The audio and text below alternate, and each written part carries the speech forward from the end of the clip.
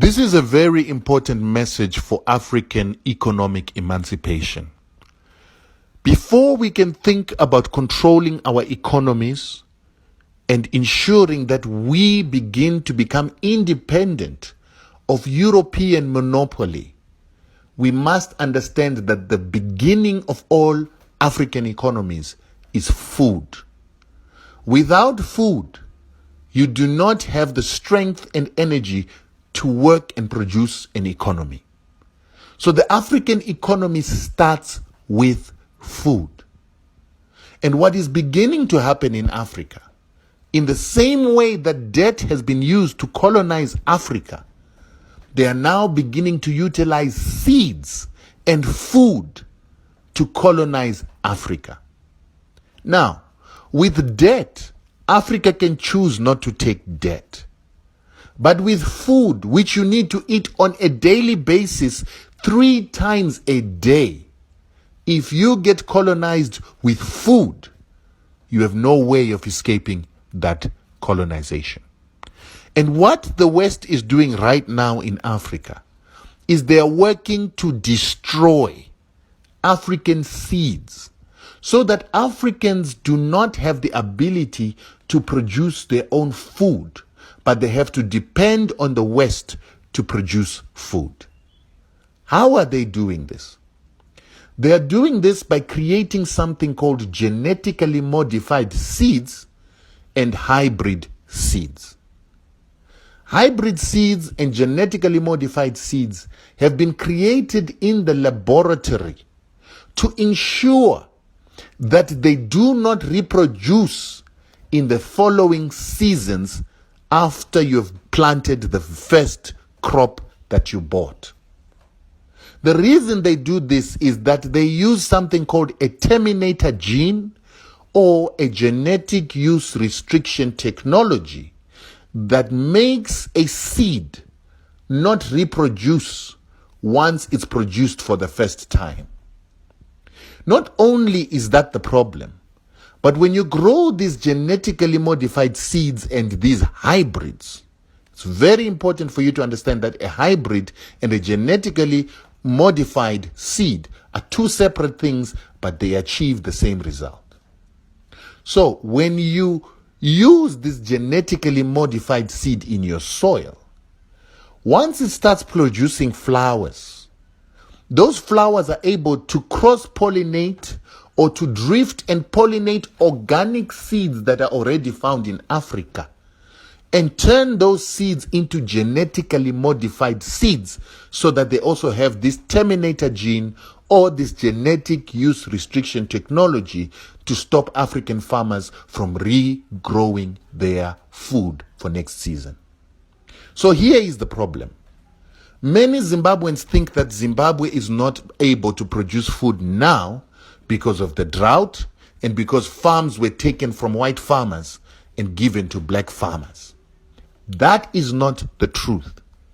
The truth is Zimbabweans are failing to produce because it used to cost a Zimbabwean farmer, a small-scale black farmer in Zimbabwe, 0 cents and just labor to produce a hectare of food. But today, these Zimbabwean farmers were persuaded by companies like Seedco to get rid of their traditional seeds that used to be able to reproduce, and they were given these hybrids that do not reproduce or that continue to have reducing reproduction until they stop reproducing.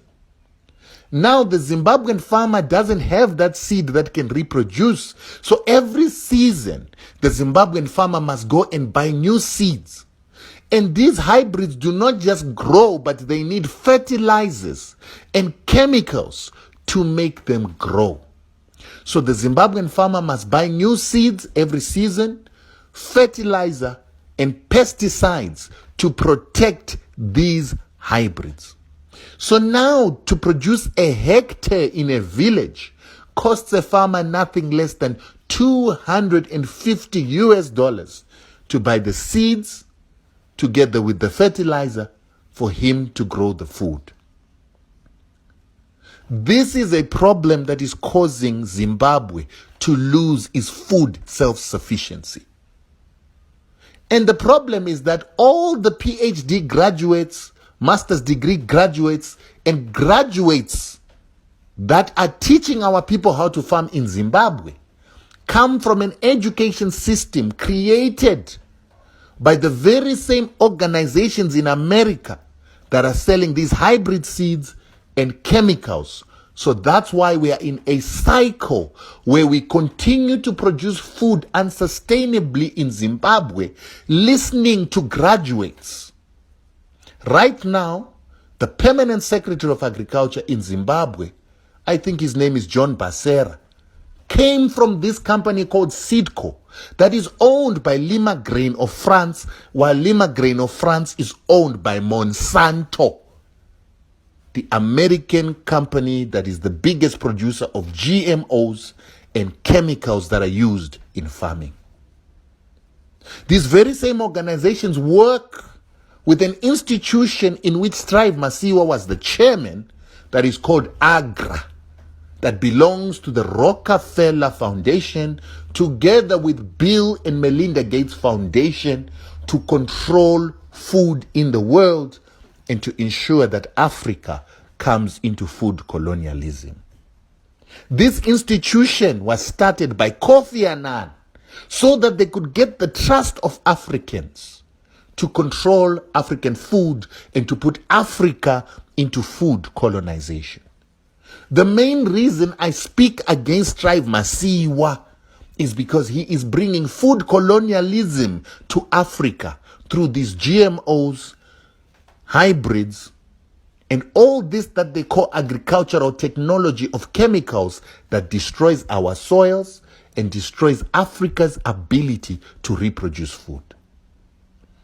These are the things that we are supposed to start talking about when we are talking about emancipation of Africa and economic emancipation of Africans. There is no independence in Africa if your food is controlled by the Americans, the Swiss, and the Germans. Pass this message to every African.